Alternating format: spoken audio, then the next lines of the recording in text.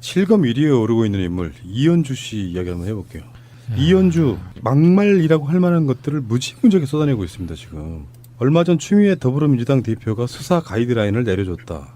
그렇지 않아도 정권 초 서슬이 포론 정권 초에 제왕적 대통령 제하에서 검찰 개혁 문제로 검찰이 위축되어 있다.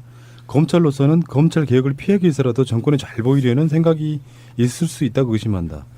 검찰 수사가 마무리돼가는데 조작 사건에 대해 이유미의 단독 범행 이상의 증거를 찾지 못했다고 하니까 추 대표가 공개적으로 조직적인 범죄다, 모를 리 없다, 미필적 고의가 있었다고 얘기하면서 당의 수뇌부를 같이 몰아가는 가이드라인을 내렸다. 이따가 영장 내용을 봐야겠지만 이유미가 단독으로 한 것이고 이준서 전 최고위원이 이 문제에 대해서는 잘 알지 못했다는 것에 대해 미필적 고의를 적용한다면 추 대표가 말한 것과 똑같은 내용이다. 앞으로 이 사안이 어떻게 전개될지 모르지만 수사는 수사의 결과에 대해 평가하고 비판하면 될 일이지 여당 대표가 수사 지침을 내리는 일에는 묵과할 수 없다. 이것이야말로 검찰 개혁에 전면으로 반하는 행태고 입으론 검찰 개혁을 얘기하면서 뒤로는 검찰을 정권의 신여로 또다시 이용하는 반민주적 행태라고 이야기했고요. 그중에 이제 핵심은 이미지 독재라는 말도 했어요. 문재인 정권 전체를 이미지 독재란 말에 이제 많은 분들이 꽂혀가지고 그 말이 뭔 말이 돼? 이미지 독재가 뭐예요? 여러분들 한번 독재다라고 말을 하고 싶은데 그냥 독재다라고 하면 자유당 따라하기잖아요. 그래서 뭐 수식어를 붙인 거죠. 어제 나온 건 뭐 어떤 그 국민의당 쪽에서의 말 중에 이런 게 있었어요. 컨텐츠 없는 문재인 정권. 이미지로만 승부한다. 지금 이렇게 몰아가고 있는 정말 거거든요. 컨텐츠 없는 비난입니다. 진짜. 얼마나 많은 우리 민주진보의 아젠다들이 지금 정권 초에 수용됐습니까? 예. 핵발전소 같은 예. 것부터 시작해가지고 일자리라든지 예. 등등을. 그러니까 이현주 같은 스타일은 설명이 가능하세요? 해보려고 해요. 근데 사실 이현주는 제가 보기에 이현주는 자기가 무슨 말을 하는지 모르고 있어요. 그냥 지금 감정적으로 굉장히 하이한 상태 있잖아요. 굉장히 이게 격앙된 상태가 대선 끝난 이후로 계속 유지되고 있는 거예요. 진정이 안 된 상태에서. 자기가 무슨 말을 하는지 알고 있다면 인간적으로 쪽팔려서 이렇게 말 못해요. 저는 알고 있다고 생각을 해요. 그러면은 정말 저기 진단이 필요하신 분이죠. 그래서 명확하게 자기가 무슨 말을 하는지 알고 이게 본인이 선봉으로 나서 국민의당을 깨겠다라는 작정을 하고 깨지면 저쪽으로 가야지. 아니 그 서울시에서 마음건강 진단 지원 사업을 검토하고 있다는데 빨리 됐으면 좋겠네요. 명정님 정말 재미없는 음모론 감사드리고요. 아 그렇게 될 것 같아요. 그렇지 않으면 네. 저런 발언을 하는 게 이해가 안 돼요. 그리고 저는 이현주 의원 기사를 보면서 보좌관들이 너무 불쌍하다는 생각이 들었어요. 아직도 남아 있어요? 그러니까 이 보좌관들이 그 기본 그 텍스트에 대한 틀은 만들어 주거든요. 그러니까 기본 논리와 팩트들을 정리를 해서 준단 말이죠. 어떤 경우는 완전히 풀 문장으로 텍스트로 정리해서 완전 읽기만 하면 될 정도로 만들어 주기도 하는데 이럴 경우에는 이제 그 보좌관들 입장에서 봤을 때 기본 논리는 얼마든지 만들어 줄 수 있어요. 어떤 상황에서도. 근데 반박 논리가 훨씬 강하다는 걸 알고 쓰면 굉장히 기운 빠지거든요. 좀 부끄럽기도 하고. 그래서 영혼을 버리고 써야 돼요. 맞지, 그렇지. 예, 완전히 영혼을 집에 냉장고에 넣어두고 온 상태에서 써야 되기 때문에 정신적으로도 육체적으로도 굉장히 괴롭습니다. 진짜. 이런 거 있죠. 제가 했던 이론이 맞는 것 같다는 생각을 해봐요. 항상 느끼는 건데. 정치적인 인물들은요. 자기 자신의 행위, 자기 자신의 선택이 틀리지 않았음을 부단히 증명하려고 해요. 부단히 증명하려고 하는 행위가 정치인일수록 강하고요. 정치인이 아니라도 대중적으로 주목받는 사람들은 그런 행위 욕구가 되게 강합니다. 내가 틀렸다는 것을 인정하기가 굉장히 힘들어요. 그래서 논리를 막 만들어 대기 시작해요. 논리라는 거 하는 게 사실 인문학 계열에서는 제가 항상 드리는 말씀처럼 가치관의 문제는 여기도 맞고 저기도 맞는 경우가 있을 수 있잖아요. 그 가치관대로 살면 되는 거거든요.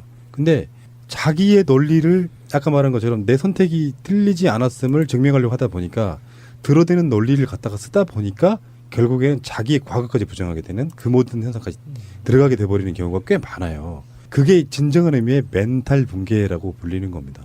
멘탈이 붕괴된 상태에서는 지금 당장 생각나는 말만 던지게 돼 있어요. 근데 그 말을 던지고 보니까 바로 뒤에 내가 했던 말이 모순이 돼버린 상태까지 가버렸죠. 그럼 대중에게 뭔가 내가 스피커로서 뭔가 무슨 말을 해야 되는 정치인들 입장에서는 그게 굉장히 자기의 면이 안 서게 만드는 대통령 선거 때 뱉었던 씨부렸던 그 말들 중에 바로 그게 반대되는 측면들 그런 것들이 굉장히 많았던 것처럼 지금 이현주 같은 경우는 그런 거 같고요. 말이 너무 날이 서 있으니까 그리고 이현주 자체가 가장 마지막에 배신했던 인물이기도 하고 있다 보니까 이게 이런 거 있잖아요. 너무 행동과 결과 모든 가치관들이 이렇게 받아들일 수 없을 만큼의 인물이 계속해서 언론상에 노출이 되니까 기분이 나빠져요. 언짢아진다고. 언론의 속성은 그거잖아요. 강하고 센 발언하는 사람을 뉴스로 만들고 싶어 한단 말이에요. 근데 요즘에 많이 바뀌었습니다. 제가 팟캐스트 하면서 정말 깨달았던 거 있죠. 언론이 이렇게 생각이 바뀌어야 돼요. 노이즈 마케팅으로는 클릭을 아예 안 해요, 지금은. XXX가 무슨 말을 했나고 보자 하는 사람 별로 없고요. 그래서 아예 안 봐요. 그게 현재 요즘에 트렌드 같은 거거든요. 근데 언론이라고 하는 그 매개체 자체는 어떤 느낌이냐면은 센 발언한 사람들을 자꾸 띄워주니까 이현주는 기본적으로 멘탈 붕괴가 왜 멘탈 붕괴냐면 내가 상식을 갖고 있는 인물로서 사람들에게 좋게 평가되지 않아도 언론에 노출되는 거를 이제 즐기는 상태가 온 거예요. 정말 심각하네요. 그러면 진짜로 멘탈 붕괴가 온 거라고 저는 봐요. 저 말을 들으면 들을수록 더 안타까운 게 예. 그 서울시에서 이제 검토하고 있는 마음건강 진단 지원 있지 않습니까? 음. 그게 서울시 사업이잖아요. 그러니까 이현주 의원한테는 혜택을 줄 수 없어서 안타깝네요. 이현주 의원은 광명시 시민이어서 더군다나 지금 국민의당이 얼마 전에 협치에 관련한 현수막을 걸었다고 하더라고요. 그 현수막을 띄어냈어요. 일요일 오후에 협치 현수막을 떼어냈죠. 이현주가 이렇게 얘기를 하는 것도 지금은 보면은 당 차원에서 결정난 일이 아닌가. 국정은 협치, 국민의당은 협심 이렇게 당사에 붙었던 현수막을 띄어냈습니다. 정부 여당의 자세에 대해 문재인 정부는 각종 정책의 성급함, 이해관계자들의 고통 등에 대해 수없이 얘기하지만 듣지 않고 있고 인사청문회에서 야당이 반대했던 후보자의 임명도 강행하고 있다며 이에 국민의당은 국정은 협치, 아까 그 푸나님이 말씀하셨던 국민의당은 협심이라는 당사 외벽의 현수막을 제거를 했습니다. 근데 이현주 그 의원은 막말로 지금 그 마지막 승부수를 거는 것 같아요. 불나방 같아요. 학교 비정규직 노동자를 깎아내리는 듯한 발언도 했습니다. 파업 노동자를 가리키면서 미친놈이라는 막말을 한 데다 급식 조리 종사원을 동네 아줌마라고 표현도 하고요. 어디까지 지금 추락을 하려고 하는지 아니면 이게 추락이 아니라고 생각을 하는지 정말 너무 안타깝습니다. 소상공인들하고 자영업자들 모임에서 했다는 말도 우리가 방송으로 내보냈잖아요. 그렇습니다. 네. 그런 것도 있는데 지금 그 이야기도 하고 있거든요. 모 대기업 사업자 노동자의 연봉은 성과급을 포함해 4,500만 원이 넘는다고 하는데 최저임금이 1만 원으로 인상되면 이들의 연봉이 6천만 원을 넘을 것이라고 하는데 이런 경우가 최저임금 인상의 가장 큰 수혜자가 될 것이지만 소상공인과 중소기업 등 한계선상에 있는 분들은 감당이 안 될 것. 또 뭐 탈핵 여기에 대해서는 참여정부 시절 수립된 에너지 기본계획에 대한 검토와 재반된 문제들, 전력 수급 계획을 어떻게 할 것인지의 문제 등에 대한 논의조차 없이 대통령이 한마디 한다고 탈원전이 될 수 있냐? 그 부작용은 국민이 감당하게 된다. 뭐 미세먼지 대책도 마찬가지고. 그러니까 지금 문재인 정부가 하고 있는 그 모든 것들을 딴지를 걸고 있는데 이걸 멘탈 붕괴라고 하는 거예요. 방향성 맞죠. 방법이 조금 틀린 거 있을 수 있잖아요. 네.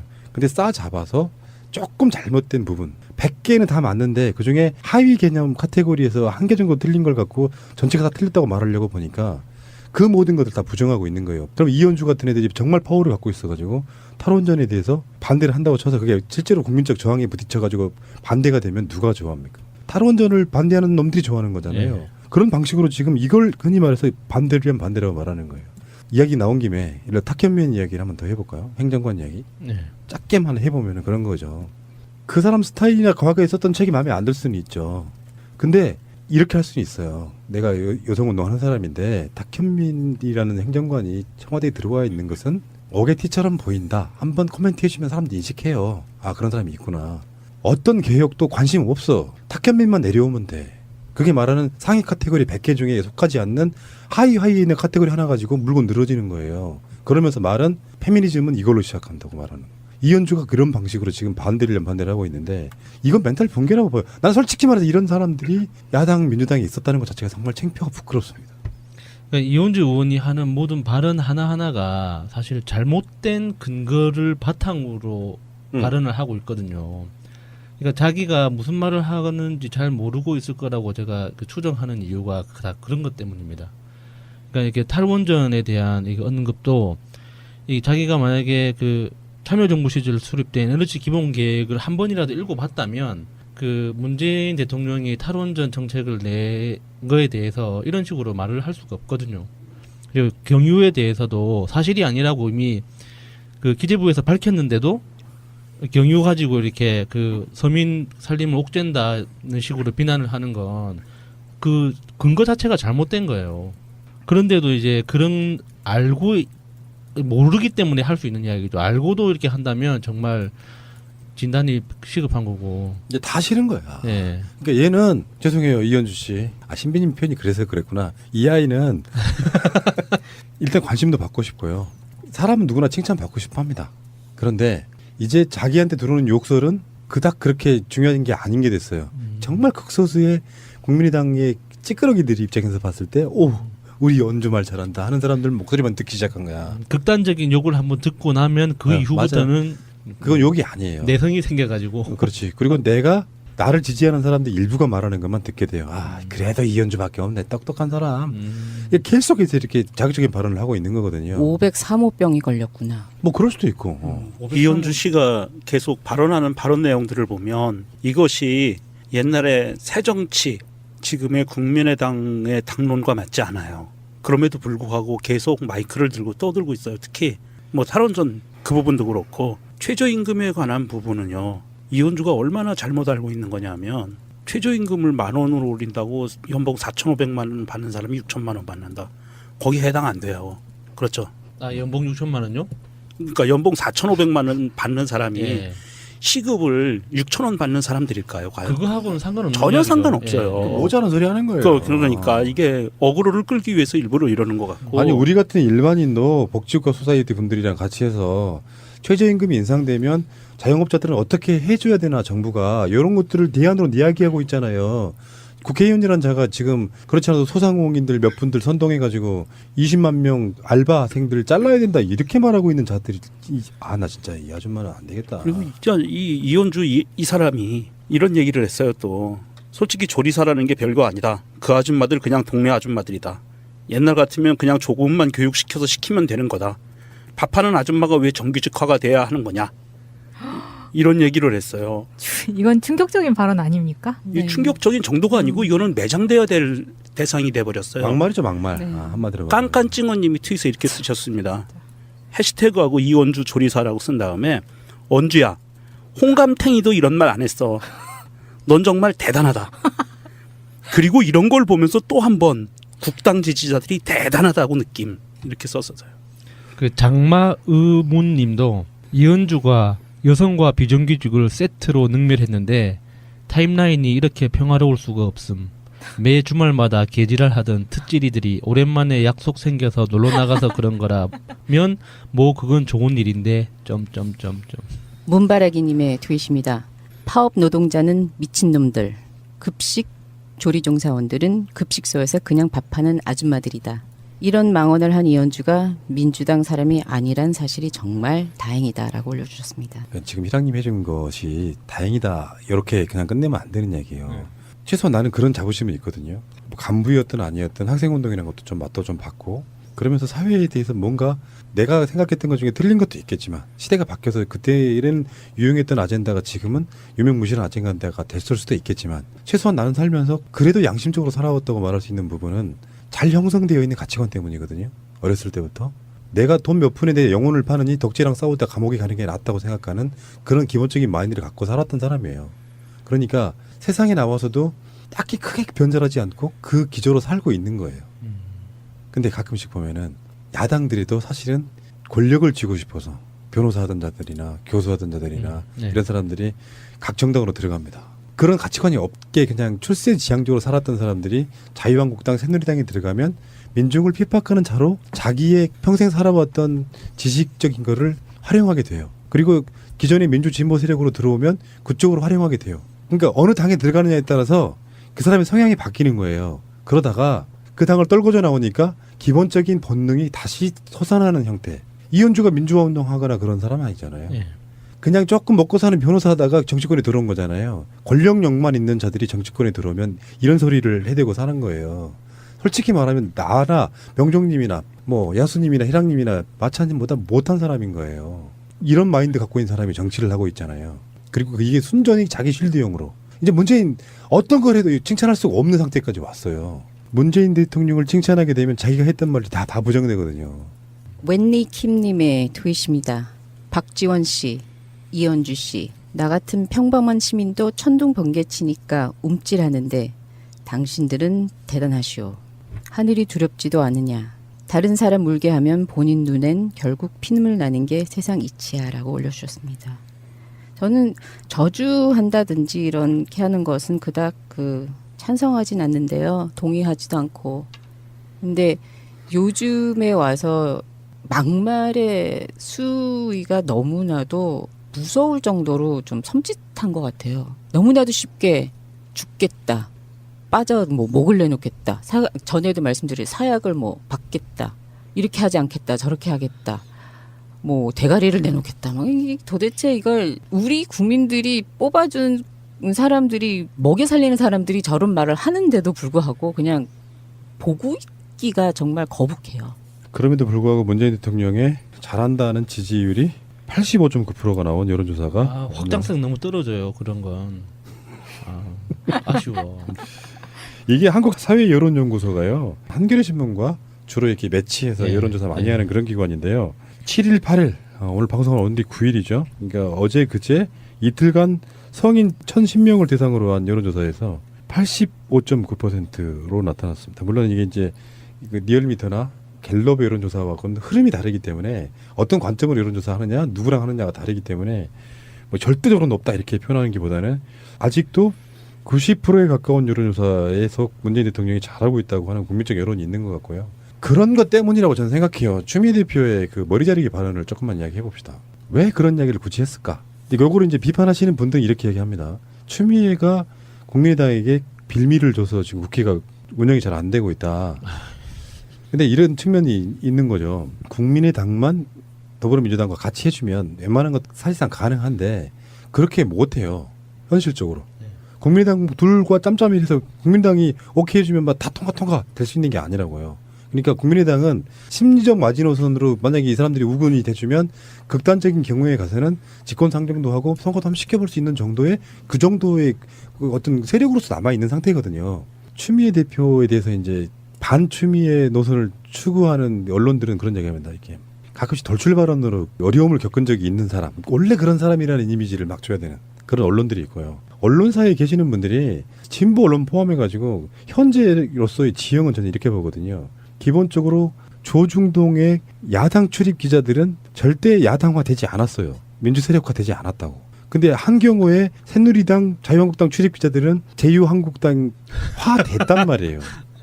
그 친분들이라는 게 있단 말이에요. 그러니까 언론 지형 자체는 실제로 조중동과 한경호의 비중이 어떤 면에 물론 SNS 같은 거 다 빼고 비중이 70대 한 30 정도 된다고 치면 그 중에서도 상당히 일부는 보수화되어 있는 사람들, 그러니까 80%에서 90% 가까이 돼가버리는 사람들이다 보니까 늘 시각이 이런 식인 거예요. 이현주는 할 말했고 추미애는 늘상 돌출 발언하는 사람이라는 인식을 주는 언론들의 그게 진짜 편파성이라고 저는 보는데.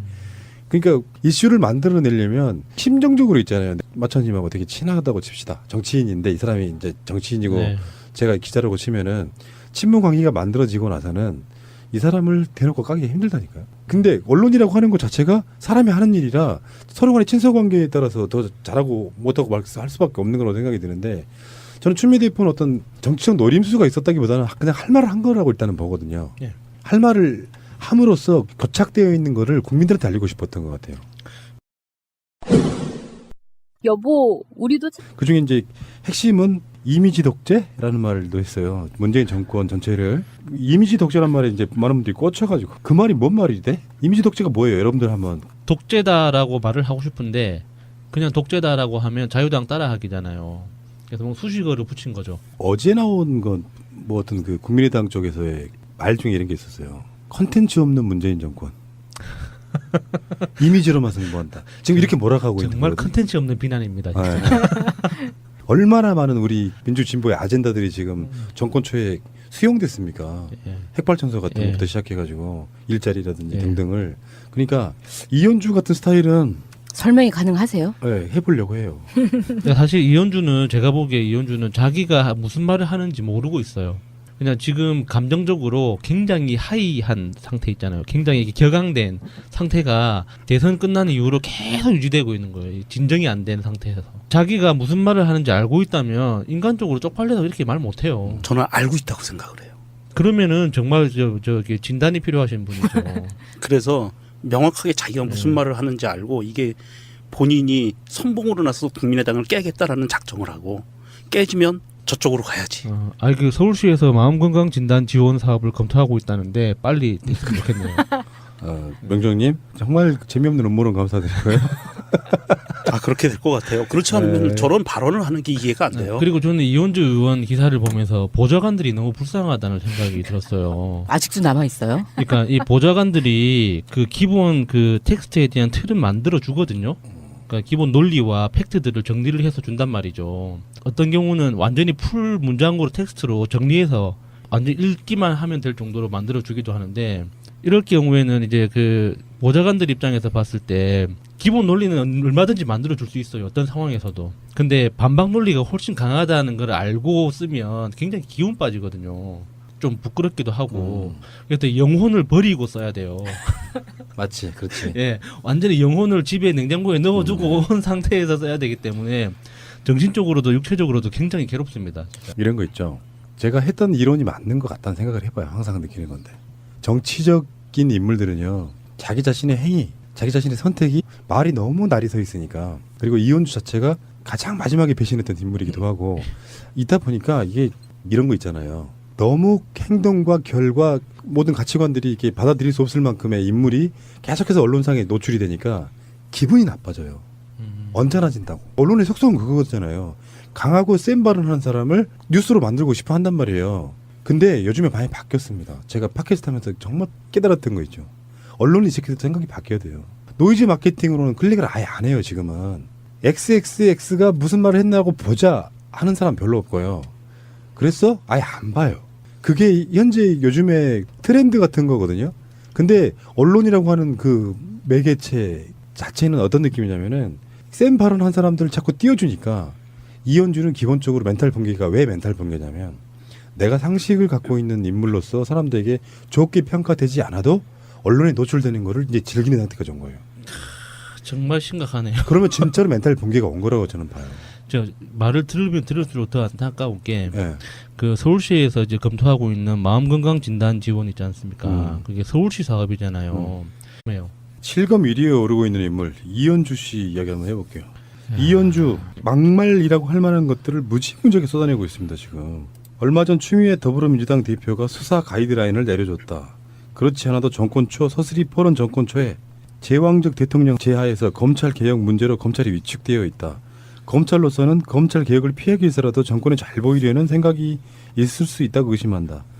검찰 수사가 마무리돼가는데 조작 사건에 대해 이유미의 단독 범행 이상의 증거를 찾지 못했다고 하니까 추 대표가 공개적으로 조직적인 범죄다, 모를 리 없다, 미필적 고의가 있었다고 얘기하면서 당의 수뇌부를 같이 몰아가는 가이드라인을 내렸다. 이따가 영장 내용을 봐야겠지만 이유미가 단독으로 한 것이고 이준서 전 최고위원이 이 문제에 대해서는 잘 알지 못했다는 것에 대해 미필적 고의를 적용한다면 추 대표가 말한 것과 똑같은 내용이다. 앞으로 이 사안이 어떻게 전개될지 모르지만 수사는 수사의 결과에 대해 평가하고 비판하면 될 일이지 여당 대표가 수사 지침을 내리는 일에는 묵과할 수 없다. 이것이야말로 검찰 개혁에 전면으로 반하는 행태고 입으론 검찰 개혁을 얘기하면서 뒤로는 검찰을 정권의 신여로 또다시 이용하는 반민주적 행태라고 이야기했고요.